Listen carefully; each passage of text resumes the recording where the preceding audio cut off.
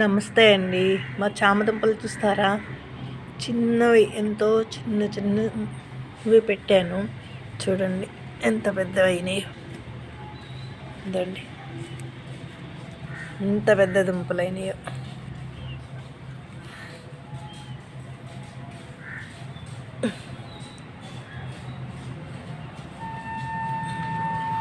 ఇదండి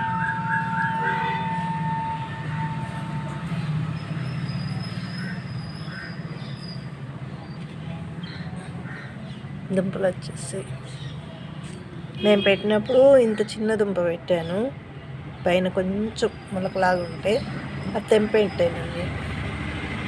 ఇప్పుడు ఇంత దుంప అయింది.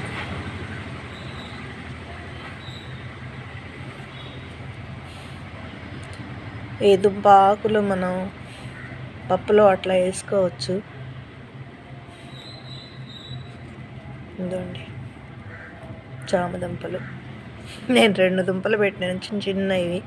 నాకు పెద్ద దుంపలు 2 వచ్చాయి, దాని పిలకలు వచ్చాయి. ఈ పూట పులుసు సరిపోతాయి మాకు. చూడండి ఎంత బాగున్నాయో.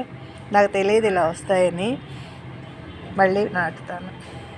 ఓకే, చూడండి మా చామదుంపలు ఎంత బాగున్నాయో ఫ్రెష్గా.